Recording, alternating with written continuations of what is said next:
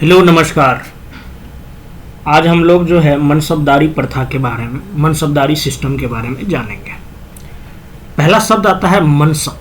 मनसब, ये जो शब्द है ये एक फारसी शब्द है।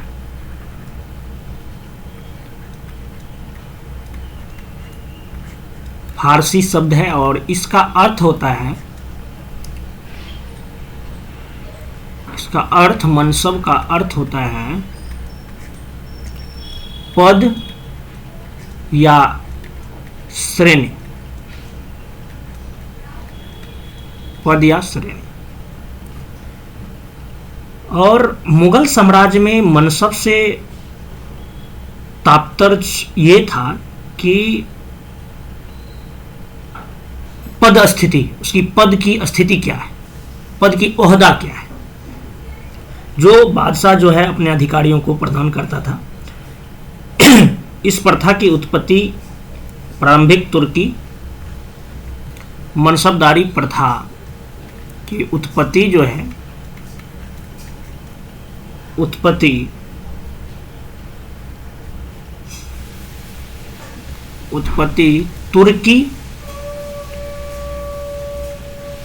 तुर्की प्लस मंगोल, तुर्की प्लस मंगोल सेना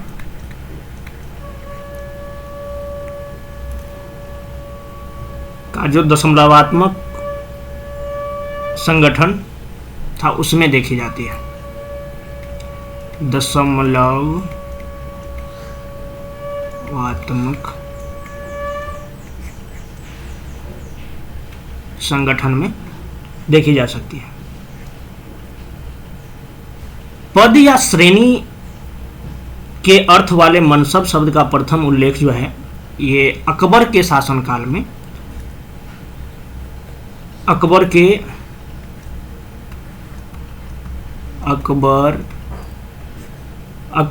के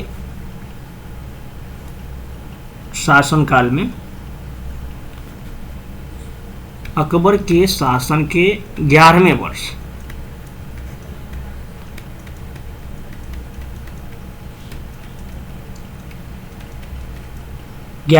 में मिलता है। लेकिन ये मनसब के जारी होने का जो उल्लेख है, मनसब के जारी होने का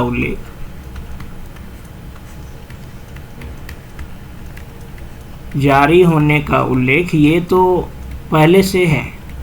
जारी होने का उल्लेख 1573-74 में, 1573-74 ईस्वी से ही मिलता है। और मनसबदार के साथ जो है, मनसबदार के साथ एक शब्द सवार भी जुड़ा। ये जुड़ा 1595-96 में। 1595-96 में जो है मनसबदार जो होंगे सवार भी रखेंगे। इस पद के साथ सवार भी जुड़ गया। ठीक है।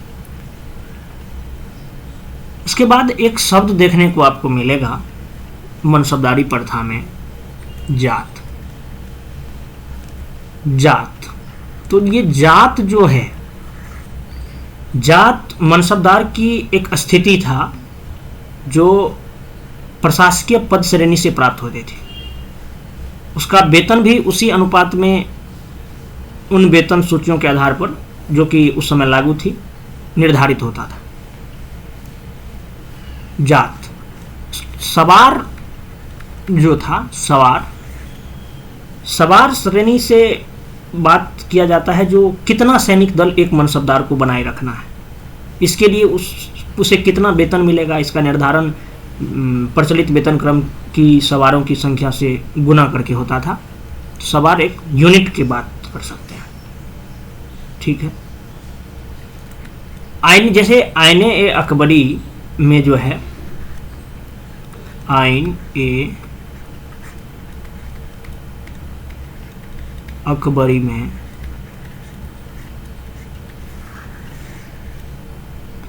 66 मनसबों का उल्लेख किया गया है। 66 मनसब। का उल्लेख किया गया है। लेकिन व्यवहार में जो है 33 मनसब ही प्रदान किए जाते थे, ये भी ध्यान रखिएगा। प्रैक्टिकली जो है 33 मनसब ही प्रचलन में थे, प्रैक्टिकल। और समस्त जितने भी मनसबदार की नियुक्ति बादशाह द्वारा होती थी, मतलब अधिकतर का क्या बोलते हैं, थियोरेटिकली यानी सिद्धांतिक रूप से जो है मनसबदारों की नियुक्ति जो है, मनसबदार की नियुक्ति सिद्धांतिक तौर पे जो है बादशाह द्वारा होता था, बादशाह द्वारा, बादशाह करते थे। उसके बाद उनकी जो है भर्ती जब होता था तो जाति वंश आधार पर भी की जाती थी। नियुक्ति में जाति प्लस वंश, इसको भी बेस बनाया जाता था।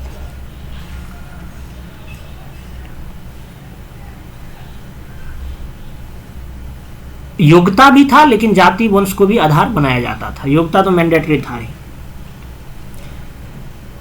और क्योंकि ऐसा देखा गया है जो उच्च वंशीय न होने पर व्यक्ति के राजकीय सेवा में प्रवेश के अवसर सीमित हो जाते थे। उनका पद जो है वंशानुगत नहीं होता था और समय समय पर उसका स्थानांतरण भी होता रहता था। ठीक है, मनसबदार का पद जो है वंशानुगत नहीं था, ये चीज ध्यान रखिएगा, वंशानुगत नहीं था और ट्रांसफरेबल था, स्थानांतरण भी होते रहता था, ट्रांसफर भी होते रहता था। अकबर के समय में सवार श्रेणी जो है ये जात श्रेणी के बराबर, जात श्रेणी के बराबर या कम ही होती थी। लेकिन जहांगीर ने मनसबदारी पद्धति में एक महत्वपूर्ण प्रयोग किया। एक मिनट, नए पेज से देखते हैं। जहांगीर मनसबदारी प्रणाली में एक प्रयोग किया। क्या प्रयोग किया?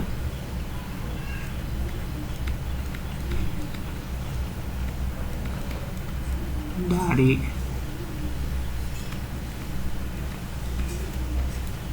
पद्धति में इन्होंने जो है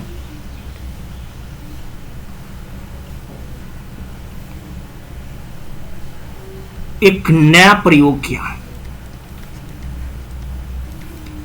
जिसे दो अस्पा सिंह अस्पा के नाम से जाना गया था। दो अस्पा, दो अस्पा सिंह अस्पा।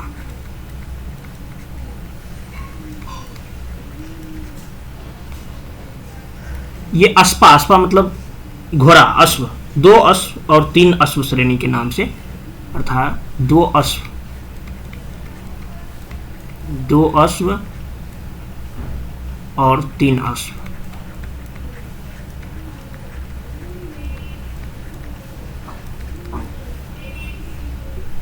के नाम से।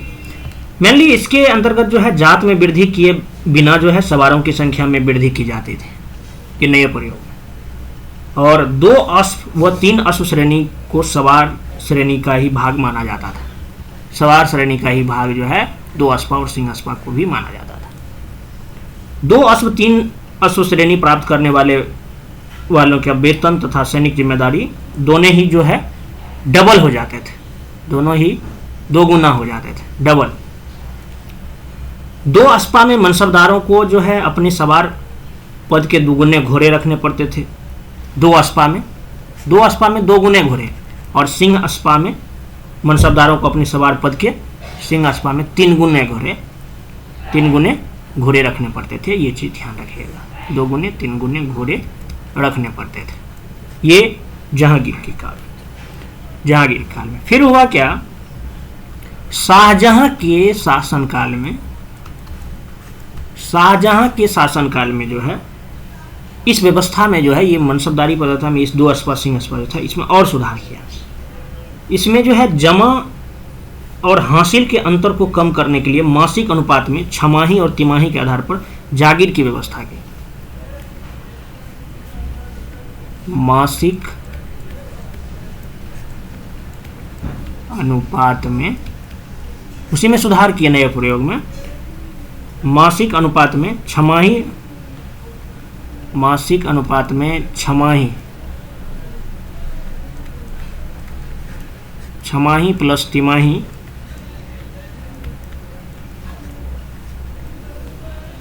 तिमाही आधार पर जागीर की व्यवस्था की।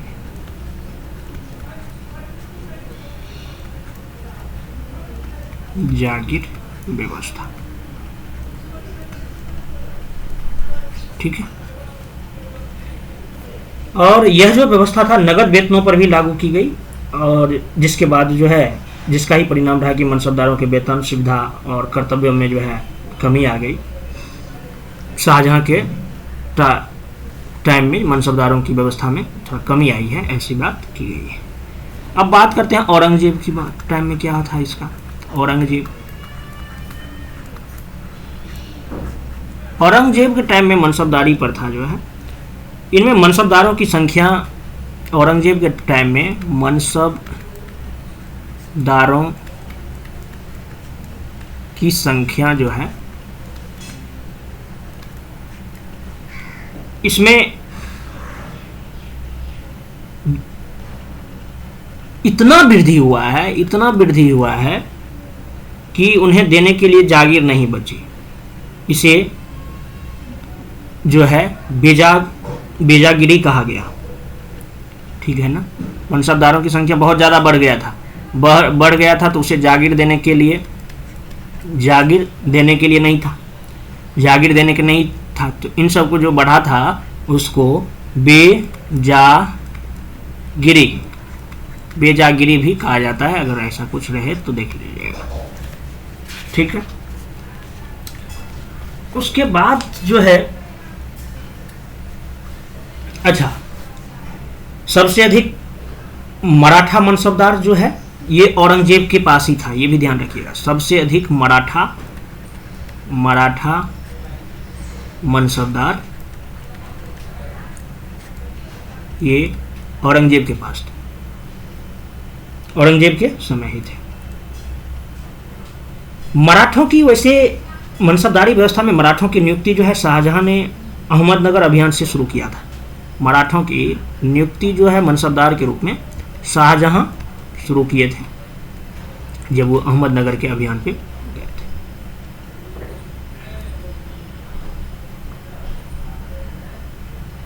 शाहजहां द्वारा शुरुआत, ठीक है।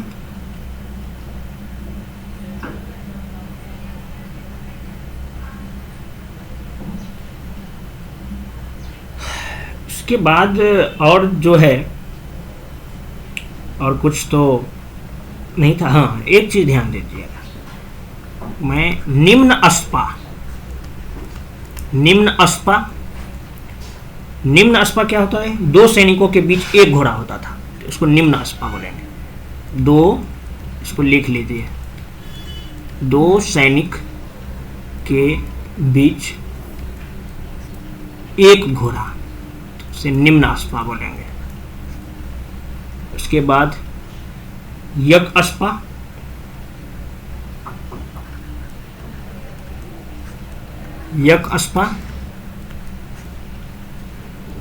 वे सैनिक जिनके पास केवल एक घोड़ा अगर होते थे, एक घोड़ा, तो उसको यक अस्पा बोलते थे। दो अस्पा,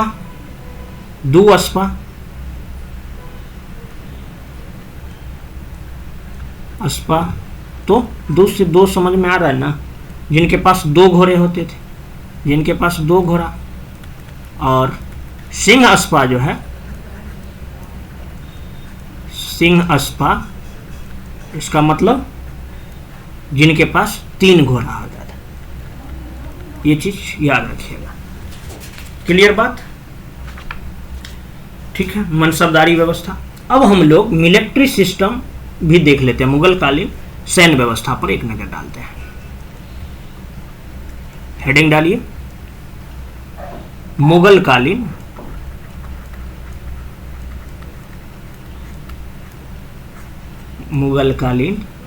सैन्य व्यवस्था।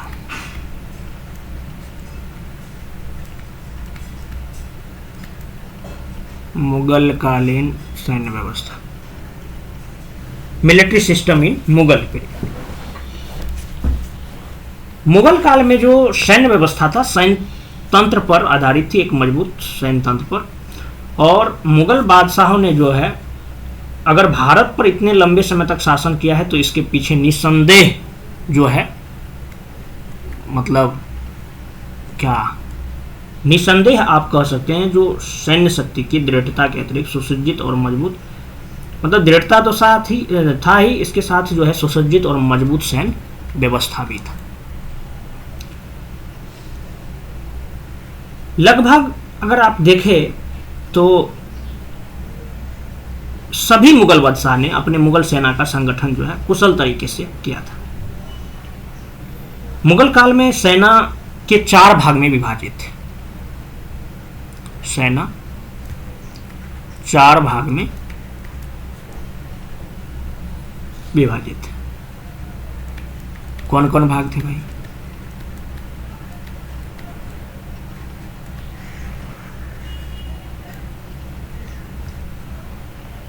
पहला भाग पैदल सैनिक, पैदल सैनिक, घुड़सवार सेना,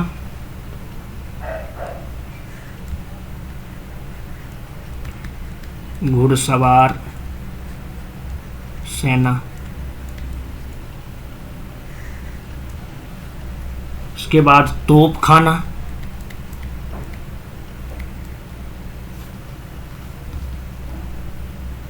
तोपखाना, उसके बाद चौथा हस्त सेना, हस्त सेना। ठीक है। पैदल सैनिक जो था, ये इसके भी 2 प्रकार थे। पैदल सैनिक के भी 2 प्रकार थे। एक थे अहसाम, और दूसरे प्रकार को बोलते थे सेहबंदी। सेहबंदी, अहसाम जो है सैनिक युद्ध करने वाले सैनिक होते थे, और सेहबंदी सैनिक मालगुजारी वसूलने के समय में, मतलब सैनिक मालगुजारी वसूलने के समय में जो उसे मतलब सहायता करते थे, सेहबंदी। ठीक है। घुड़सवार सेना की अगर बात करें तो घुड़सवार सेना ही जो था, ये मुगल सेना का सर्वाधिक इंपोर्टेंट पार्ट था, ये घुड़सवार सेना का। इसके भी 2 प्रकार थे, एक थे सिलेदार और दूसरा बरगीर। सिलेदार और दूसरा प्रकार था बरगीर। सिलेदार को घोड़े और अस्त्र शस्त्र व्यवस्था स्वयं करनी होती थी, ये भी ध्यान रखिएगा। ये जो है सारा व्यवस्था जो है, मैनेजमेंट जो है स्वयं करता था, स्वयं करना पड़ता था। लेकिन बरगीर को साजो सम्मान सरकार की ओर से जो है, इसे सारा व्यवस्था मिल जाता था सरकार की, गवर्नमेंट की तरफ से। इन दोनों में यही अंतर था। ठीक है। अब बात करते हैं तोपखाना की। तोपखाना जो था, यह 2 भाग में ये भी विभक्त था, 2 प्रकार में। इनके पहले भाग था जिनसी, और दूसरे भाग दस्ती। जिनसी में भारी तोपें होते थी, इसमें जिनसी में जो है भारी भारी तोपें, भारी भरकम तोपें होते थे, भारी तोपें। और इसमें जो है दस्ती में हल्की तोपें रहते थे। बस यही दोनों में भाग था। हस्त सेना, हस्त सेना की अगर बात करें तो अकबर को हाथियों का बड़ा शौक था। तो अकबर ने क्या किया, जो अपनी सेना के लिए जिन हाथियों का प्रयोग करता था उन्हें खास कहा जाता था। ठीक है, तो यह गज वाला हाथी वाले सेना जो थे, मतलब इसको हस्त सेना कहते थे। और इन्हें जो है हस्त सेना को खास अकबर क्या बोला है, खास। खास जो बोलता था ये हाथियों को बोलता था, कौन, अकबर। ये चीज ध्यान रखिएगा। मुगल काल में जो है, मुगल काल में ये सब सेना के साथ जो है, इसके अतिरिक्त जल सेना भी था, जल सेना का भी उल्लेख मिलता है, जल सेना का भी उल्लेख मिलता है। अकबर के समय में जल सेना के प्रधान को अमीर उल बहर कहा जाता था। जल सेना के प्रधान को अमीर उल बहर जो है जल सेना के प्रधान होते थे, जल सेना के प्रधान।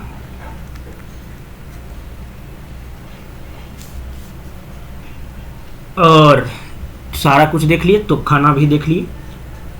उसके बाद अकबर जो है नवीन और छोटी छोटी तोपों का भी निर्माण किया, जैसे कि, एक मिनट अगले पेज से लेते हैं। अकबर जो है सैन्य व्यवस्था पे कुछ ना कुछ प्रयोग करते रहा था, तो ये छोटी छोटी तोपों का निर्माण करवाया, जिसमें गजनाल। ये गजनाल क्या होता था, तो गजनाल जो था ये हाथियों पर ले जाने वाले तोपे थे। गजनाल ये हाथी पर ले जाने वाले तोपे होते थे, गजनाल। नरनाल, ये नरनाल जो तोप होते थे, नरनाल ये सैनिकों द्वारा ले जाने वाली तोप होते थे। उसके बाद सुतरनाल, सुतरनाल, सुतरनाल जो थे ये ऊंट पर ले जाने वाली तोपे होते थे। गज मतलब क्या होता है, तो गज मतलब होता है हाथी, तो हाथी पर ले जाने वाले नल। नर, नर मतलब इंसान, तो सैनिकों द्वारा लिया जाने वाला, सीधा बात, सब इसी में छुपा हुआ है। और सुतर ऊंट पर ले जाने वाले, ऊंट पर, सॉरी यार, ऊंट पर ले जाने वाले तोपे होते थे। अच्छा, अकबर के ही टाइम में दो बंदूक विशेषज्ञ का नाम आता है।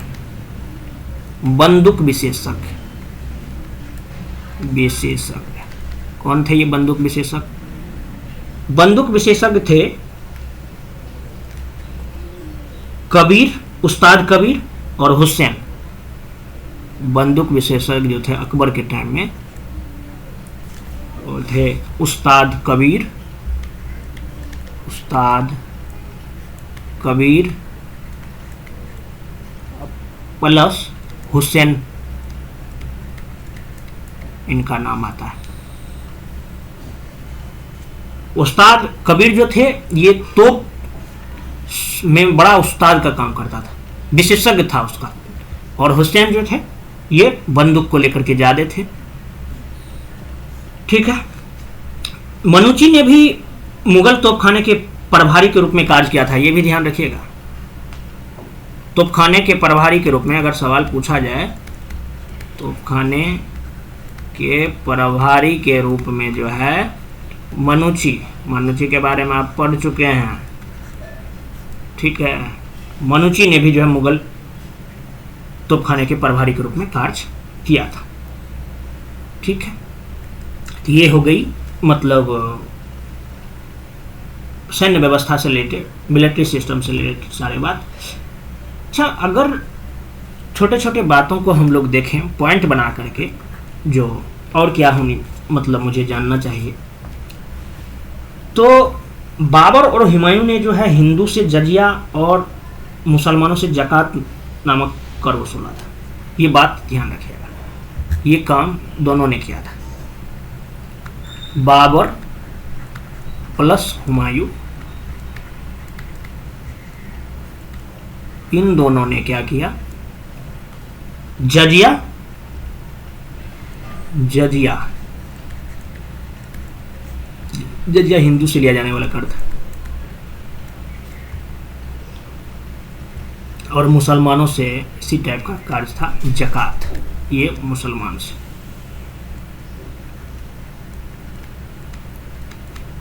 इन दोनों कर को बाबर और हुमायूं ने वसूल किया है। लेकिन 1664 ईस्वी में अकबर ने पहली बार धार्मिक कर को समाप्त कर दिया था। ये जजिया और जकात वाला जो बात था, इसको जो है अकबर ने 1664 में अकबर ने समाप्त किया। देखिए इसकी कहानी को अकबर ने। फिर क्या हुआ, जो 1679 ईस्वी में जो है चलते रहेगा, औरंगजेब जो है, औरंगजेब पुनः इसको क्या कर देता है, पुनः लागू कर देता है, ठीक है। फिर जो है, फिर आगे चलिएगा तो 1713 ईस्वी में कौन शासन में आएगा, फर्रुख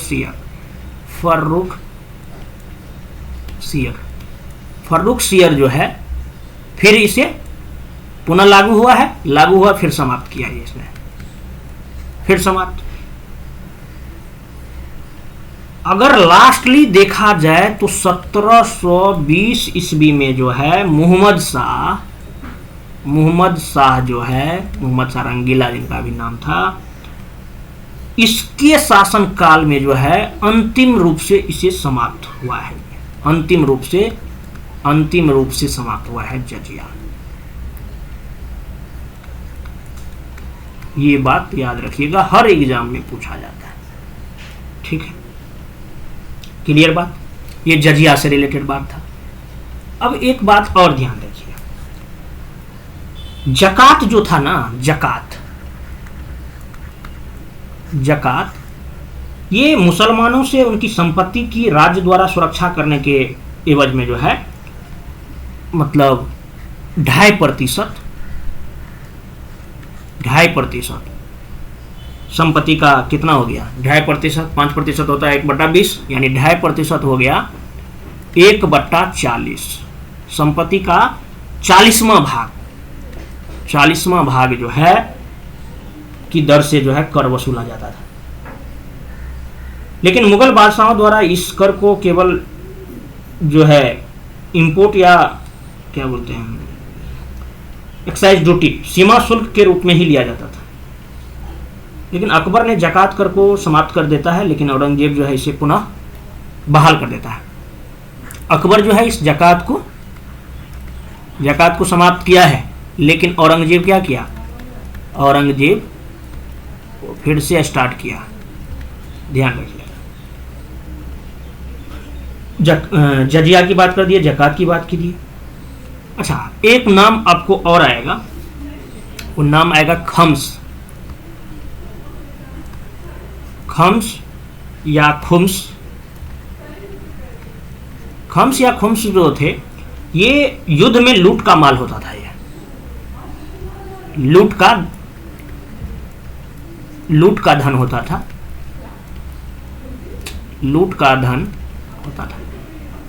जिसके 1/5 भाग पर राज्य का अधिकार होता था और 4/5 भाग पर सैनिक का। लूट का धन का 1/4 भाग और बच गया कितना, 4/5 भाग। 1/4 भाग जो है गवर्नमेंट का और 4/5 भाग ये मिलिट्री वालों का, यानी सैनिक लेता था, ठीक है। 1700 ईस्वी में औरंगजेब ने आज्ञा दी थी कि नगद पेशकश को नजर कहा जाए और शाहजादों द्वारा जो है बादशाहों को दिए उपहार को नियाज और अमीरों को उपहार को निसार कहा जाए। मतलब ये औरंगजेब जो है, औरंगजेब यहाँ से ले लेता हूँ, 1700 ईस्वी में जब वो मतलब कुछ शासन कर लिया है, तो इन्होंने जो है कुछ नाम चेंज किए थे। औरंगजेब,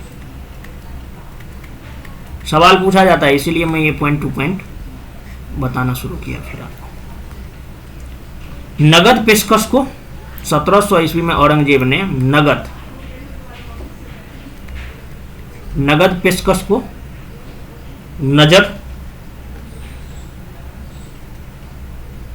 नज़र कहा जाए, ऐसा बताया।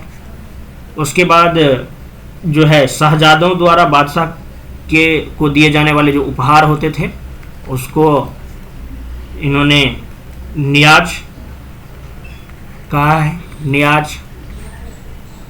और अमीरों के द्वारा जो उपहार मिलता था, अमीरों के उपहार को, अमीरों के उपहार को, अमीरों के उपहार को नाम दिया था निसार। ऐसा औरंगजेब जो है कहा था। जो नगद पेशकश को नज़र कहा जाए, शहजादों द्वारा बादशाह को दिए उपहार को जो है नियाज कहा जाए, और अमीरों को उपहार को निसार कहा जाए। ठीक है, ये सब छोटे छोटे पॉइंट है जो आपको देखना है। मुगल काल में वारिस विहीन अमीर की संपत्ति को राजगमिता कानून द्वारा जो है बेतुल माल में जमा कर लिया जाता था। बेतुल माल, बेतुल माल मतलब क्या? अब उसके वारिस ही कोई नहीं है, तो वो जो माल बच गया है उसको जो है शाही खजाना में जमा कर दो। शाही खाना, बेतुल माल को शाही खजाना में जमा करवा दो। ठीक है, ऐसी प्रथा था। उसके बाद अकबर जो है विवाह रजिस्ट्री प्रथा की प्रारंभ किया और इस पर शुल्क लगाया था। ये चीज सवाल में पूछा गया है, भाई ध्यान रखिएगा। विवाह की रजिस्ट्रेशन जो है, विवाह की पंजीकरण, ये अकबर द्वारा शुरू किया गया था। अकबर द्वारा इस पे टैक्स भी लगाया था, टैक्स भी था।